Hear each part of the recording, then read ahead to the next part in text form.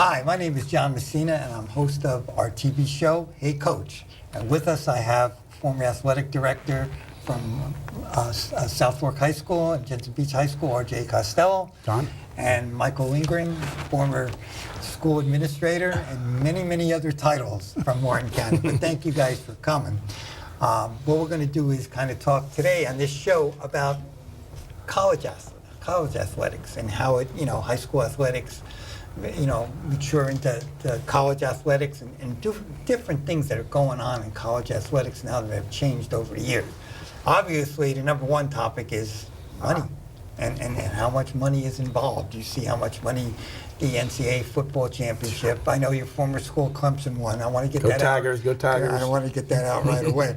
But first of all, and I think as athletic directors for many years, for all of us, how has it changed for young student athletes to get into college and get scholarships? You're going to be a great athlete. Very few are great athletes. You've got to have the grades, okay? Michael, what's some of the requirements that student athletes from high school going to college have to have? Yeah, well, first of all, there's grades. A GPA is important, okay? Taking the SAT or depending ACT. on where you are, ACT, and getting a score for that. Academics really is the key to everything. You could be the greatest athlete in the whole world, and you're not going to get a big college scholarship unless you got some grades to go with that ability, okay? So you've got to work on the academic side of it, and there are so many avenues out there now, whether it's playing with the high school team, or whether it's playing on a travel team, or it's getting involved with a certain club or some way, and it's getting yourself, I guess, I want to say seen, but to me, being an old school type guy, it's taken away from high school sports. Mm-hmm. But that's the game now. That's the way it's got to be played.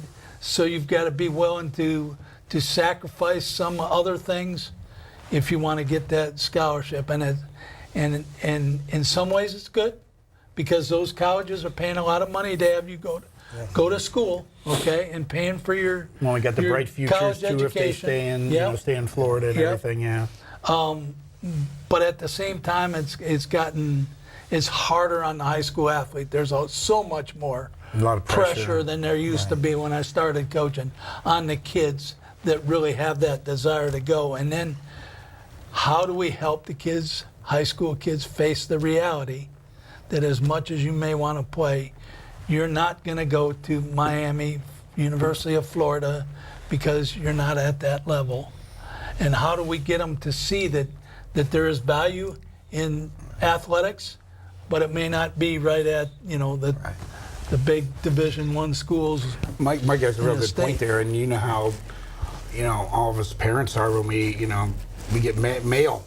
Okay, you Joe's a baseball player, and you're getting a stack of mail, John, and the first one's Penn State. That's going to go in the good pile. University of Miami, Florida State, and then you got Assumption College. Where's that going? That's going in the garbage. That's one of the best liberal arts schools around up north. School. I mean, there's so, but I think what Mike has a good point is there's always a good fit for these kids, whether they're academic or athletically.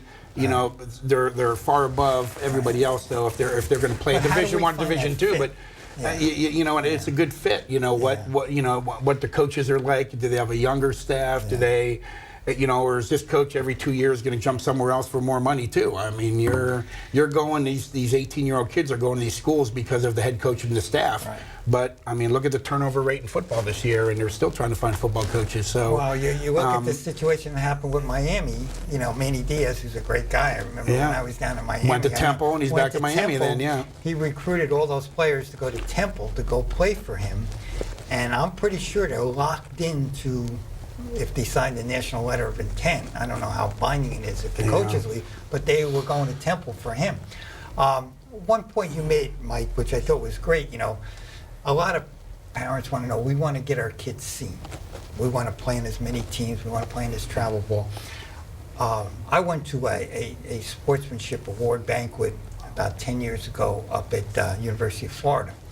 And Billy Donovan, who's the coach of the Oklahoma City Thunder, was there. And at that time, he was coaching University of Florida. And there was parents, there was administrators, there was coaches there. And somebody asked him a question, well, I want my daughter to play on this team, and this team, and this team to be seen. And Billy Donovan stopped him in mid-sentence, very politely, says, you got to understand, ma'am, we're going to find you. If your daughter is good, we're going to find you. There's a coach on every one of our teams, all right? They don't have to play on 9 million teams. Concentrate on your academics. Concentrate in the off season, beat a young lady or a young man. And he was very passionate about it.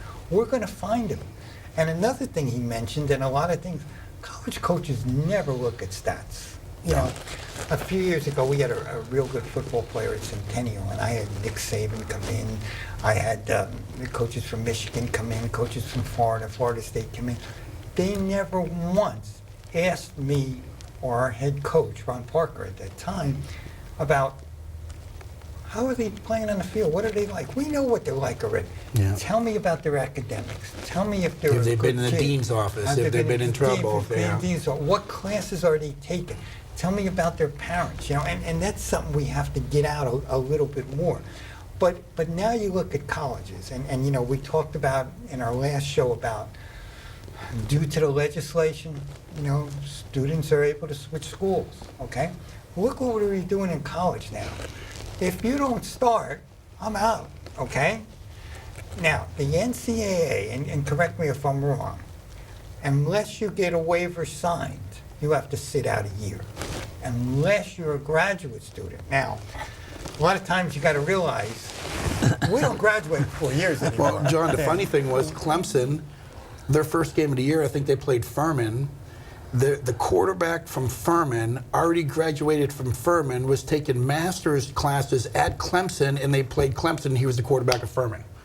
I wanted to figure that one out. Well, we just had Jalen Hurts, who had a great career at Alabama, got beat out, but he hung in there a whole year. He graduated. If you graduate, but you still have a year eligibility, You can transfer immediately, you transfer can and be transfer eligible. to Yeah. any place. Now, let me say that again. If you graduate in 4 years, it's a lot of college students, so some graduate in 3.5, okay? That doesn't mean your eligibility is used up, okay? Michael, explain a red shirt when you're in college. I don't really understand it that much anymore, to be honest with you. But Yeah, because but sometimes you can only redshirt play a couple basically- games. Redshirt basically is for whatever reason, whether it's you don't make the starting team and you're not considered for the varsity team in that sport, and you're on scholarship, you can maintain that scholarship, but you're redshirted for a year, and you don't lose a year of eligibility in that respect, or you get injured through a season. Medical injury. At a certain point in time, you get injured, you can gain that year back. Depending on what happens. So there's all kinds of redshirt issues. One of the things when I was a baseball coach that used to frost me is that some of the coaches that wanted to try to get all the best players at their school would say, you're a preferred walk-on. We can't give you a scholarship right now, but man, you're good, and we're gonna. So what does that mean? We're gonna put you in preferred walk-on status. So you're at the front of the line? What that basically means is you get to try out during the fall. Yeah. Right. And they try to get 150 kids to try out for their team in the fall. Well, all of those kids, maybe 7 or 8 of them would actually get chosen for the team out of that 100. And now those 100 kids who could have gone some other place and played at some other school and had a great college career have given up A 1 year eligibility. well, they haven't given up a year of eligibility necessarily, but they've given up a year of their life in pursuit of a goal that is never going to happen at that school. That's where college athletics, I think, has missed the boat a little bit.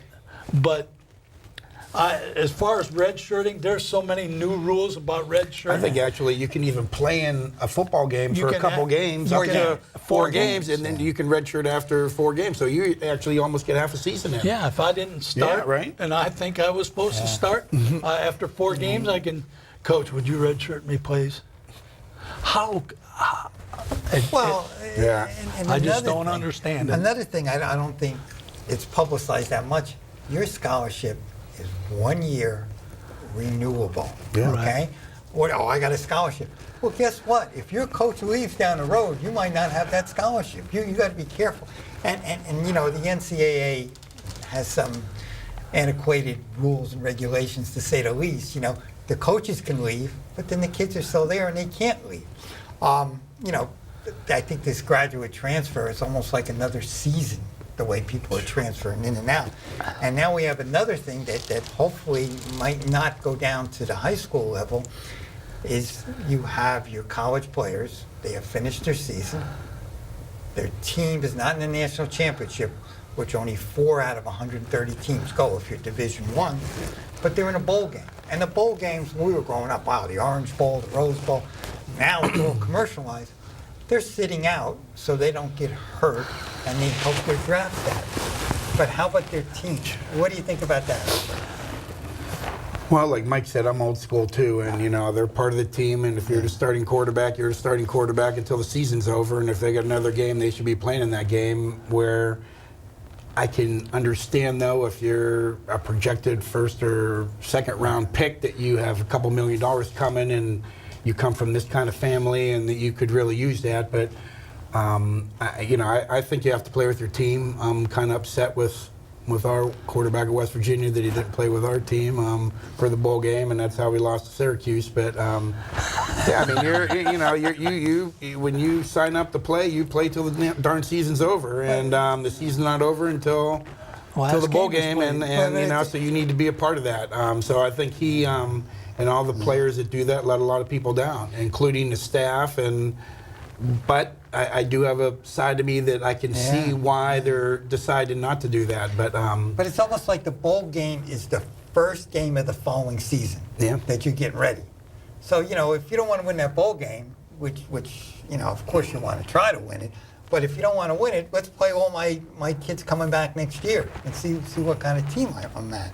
But yeah, if the coaches did it that way, that's exactly what they do. If the coaches are still there, they would. How do we know? But the coaches might not be there. Yeah, One in 5 coaches are gone. Yeah, but if I'm the coach and I'm in a bowl game and I have that same idea of well, I want to get my team prepared for next year. I don't care about what already happened this year. Then I sit every senior that was there because they ultimately could get hurt, they're not gonna, and I could mess up their. You know, I'm kind of being devil's advocate there, but I am definitely like RJ. If there's a game left to play, They need to play. and you're healthy, you need to play. You need to be a part of the team. But also, I think we're forgetting one thing. A lot of times, coaches' jobs are dependent on winning that game. Yeah. I'll give you a good example. Coach from Houston, they had a so-so year, probably a little better than average. They played Army and lost 70-14. He was fired 2 days later. Okay, he won that game. He probably wouldn't have been fired. But again, maybe he did have some players sit out. Michigan had some players sit out. Suppose that goes down to the high school level. That we say, wait a minute, we're not sure about our college scholarship yet. My team hasn't made the playoffs. I'm going to sit out the last 3 games of the year. What do you think is going to happen then? It could happen. No, you're right. It could. Things got a way of trickling down. Oh man. Okay, here's another topic, and don't jump out of your seats when I say this. Uh-oh. Should college athletes be paid? Should college athletes be paid? Well, they're getting a free education. They're getting room and board for 4 years, sometimes 5, sometimes 5.5 with some summer schools. I would say that's enough pay for a college athlete. What do you think, Michael? 100% correct. I'm total agreement with RJ. But they're getting paid. Okay. They're getting a college education paid for. I wasn't lucky enough. I went to a Division III school. Okay. And nobody paid for my college education. If they're good enough to play and they're getting an education, and they're getting their meals for free, and Their they're getting room and their board. housing for free. Okay, now I'm going to take the That's opposite viewpoint, paying. okay? Yeah. Now, like in the off season, they're not allowed to have jobs Good. if they're on scholarships. Now, back in the day when I was going to school, we had jobs, to but work. Yeah, we had to work. Yeah, we had little jobs, but they hooked us up. I mean, a lot of coaches and a lot of administrators in college are favor of a certain stipend. But then again, if you do it for one sport, Well, you you have to got to do- do yeah. it for every single sport. And a lot of times we don't, we Is see, this more football, I think baseball, everything- basketball generated probably? I think it's those sports. It's football. And also, I think Football. it's mainly football. What did he have in Division basketball, One? probably. 60-something scholarships, right, for Division One? And I think that's down. Now, let's go to the other sports. People don't realize how few scholarships you have. I think basketball is 12 or like that, okay? Now, that's your full team.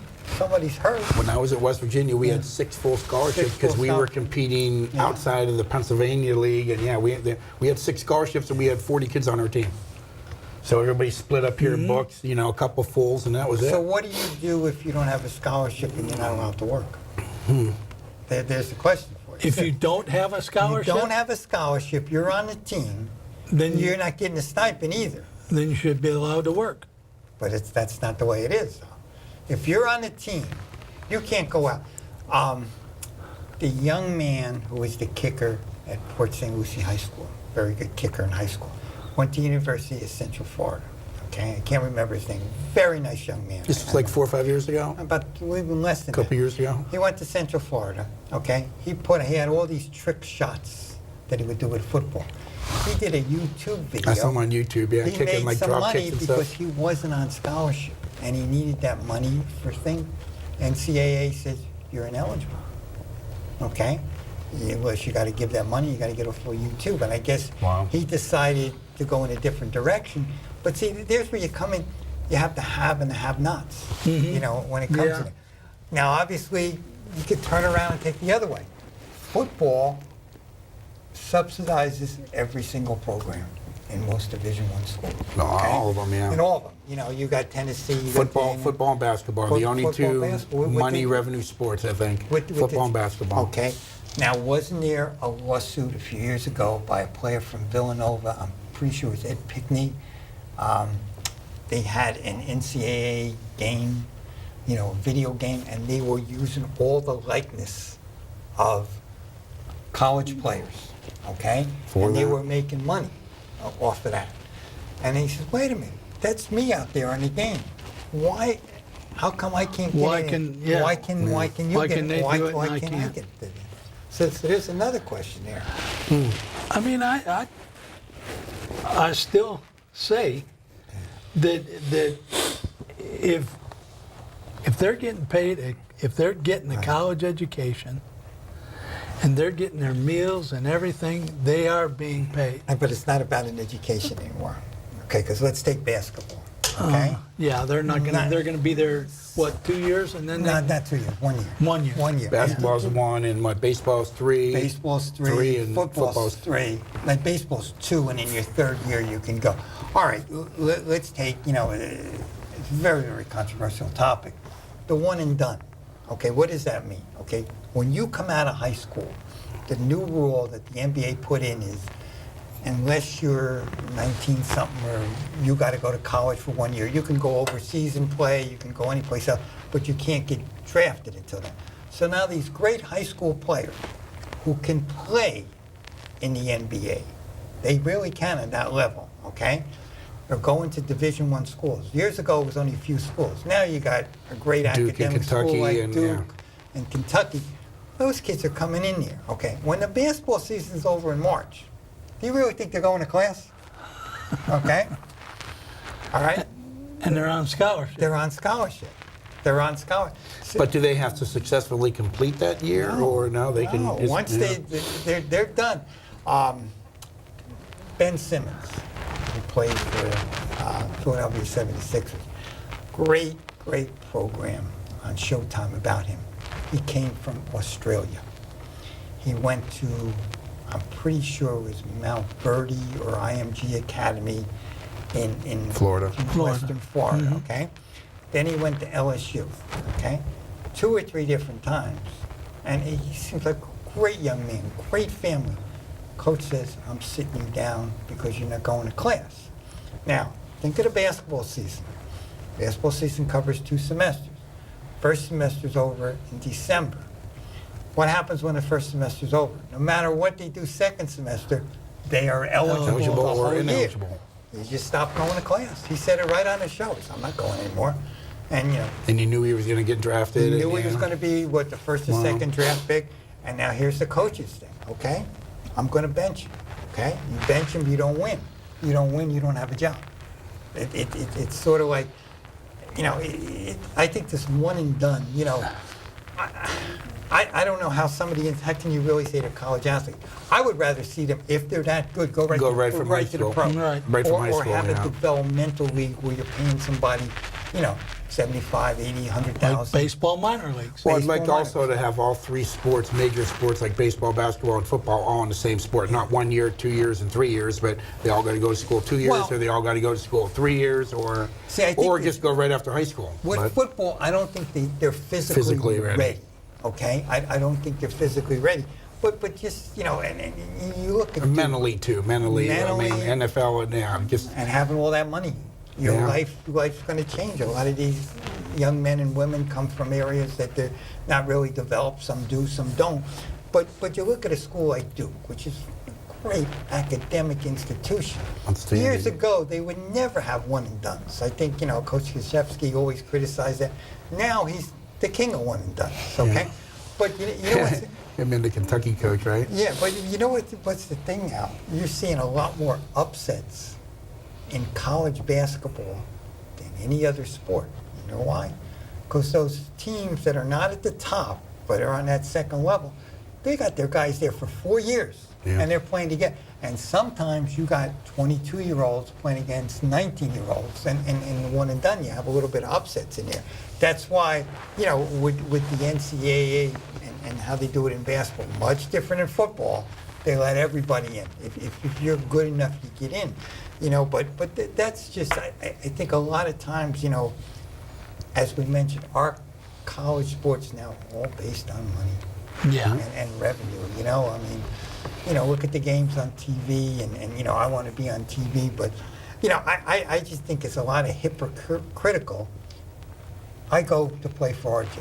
I want to play for RJ. I want to go to that school for RJ. I go to that school.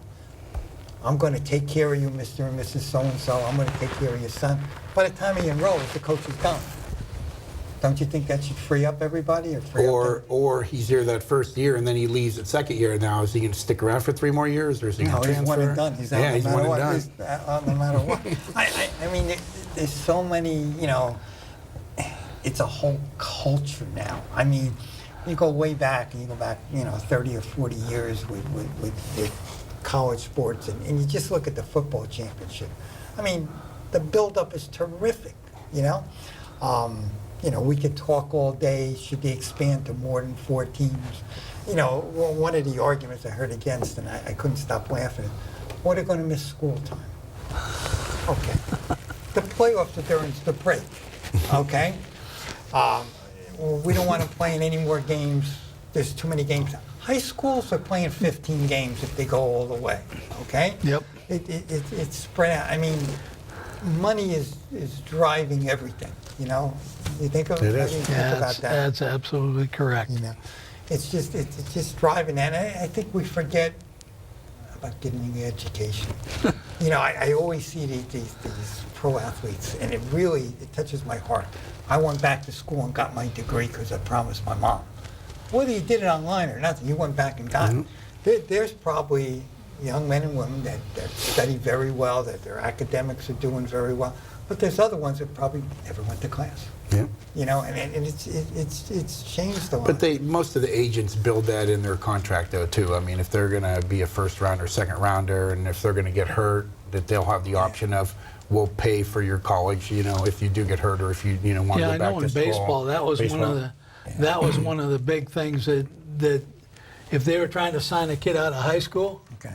and they were going to pay him big money to go into the pros, they would put Build in the that in. contract That's great. that when he's done with baseball, his college education for those 4 years is paid for.